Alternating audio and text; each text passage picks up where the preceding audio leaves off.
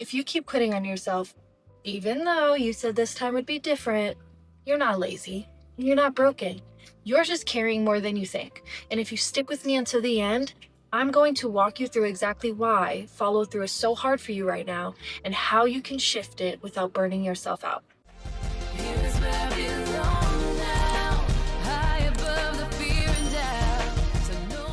I have been the queen of unfinished plans. Let me tell you. This head right here comes up with a million ideas. My heart? Oh, she's multi-passionate. And if you can imagine that combination, pretty sure you can also imagine how many projects I've started, loved, and then just drifted away from. I'd make a plan, start strong, and then something would shift. Sometimes I'd move on to the next exciting thing, and sometimes I'd lose motivation altogether. The good news is, I found a way to follow through on my goals, and I want to help you figure out what's really blocking yours so you can get unstuck for good. Here's something people get wrong all the time. Burnout and laziness look the same from the outside, but they're completely different on the inside. Burnout happens when you start with motivation, and then life just piles so much on top of you that it slowly drains it out of you. Laziness? That's when motivation wasn't there to begin with. And burnout is almost always caused by outside factors.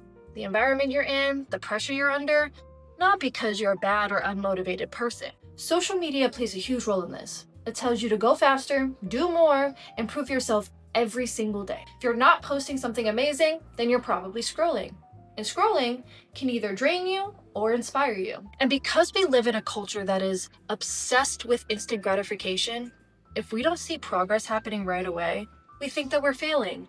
That kind of pressure is so exhausting. Sometimes your body will literally protect you from doing more. Your nervous system will make you avoid doing tasks so that you don't hit a breaking point. Ever notice how you suddenly get sick or run down when life is at its busiest?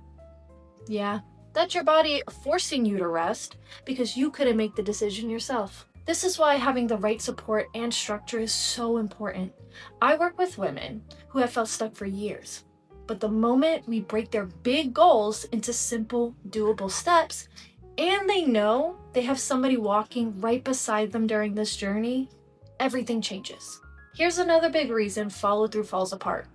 Your goals don't feel safe for your brain. You want better, but if that goal feels too far off, too vague, or too risky, your subconscious will immediately reject it to protect you. When you already feel behind in life, even a reasonable goal can feel like you're climbing Mount Everest. And if you're somebody who's already on high alert, constantly scanning for judgment, approval, or validation, you're likely overextending yourself to keep people happy. That people pleaser mode? It leads to mental, emotional, and physical exhaustion. Take it from somebody who knows. Not getting immediate feedback can feel a little too close to failure, even when it's not. And small, invisible wins are still wins. They just take a little time to add up. I'm gonna get real for a second. One of my personal self-sabotaging moments in life is not finishing college. I let my emotions, lack of self-identity, and lack of self-love stop me from completing something that could potentially have helped me later on in life. I had lost loved ones, went through a breakup, I couldn't concentrate on anything, my life was a mess. So what did I do? I dropped out, worked full-time, rebelled a little bit, saved up money, and then ran away to LA to pursue my dreams. And I did it. I'm still here. I just hit my 11th year. That's crazy.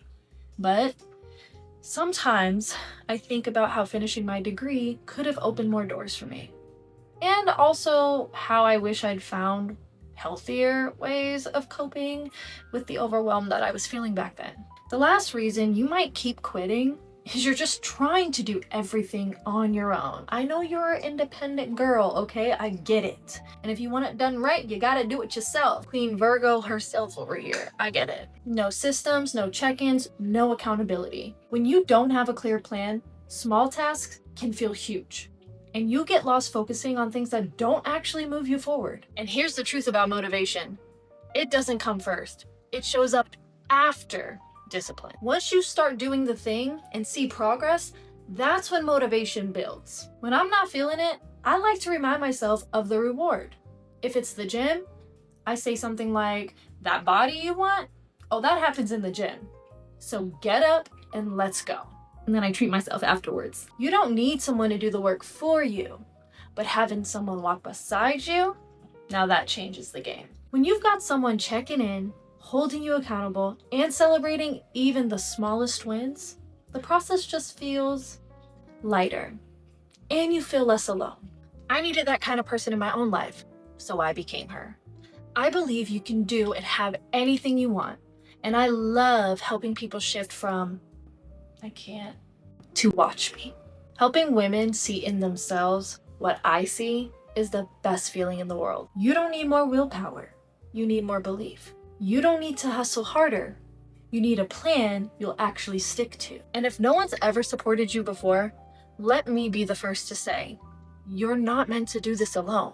If you're ready to stop quitting on yourself and get out of the exhausting start-stop cycle, my coaching link is in the video description. No pressure, just an open door. Talk to you guys next time.